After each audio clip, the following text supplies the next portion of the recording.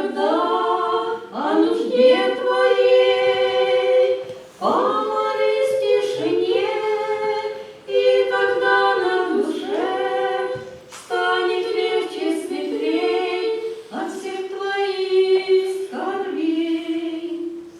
Знай, что Господь часто в жизни томился от зла, жестокости грешных людей.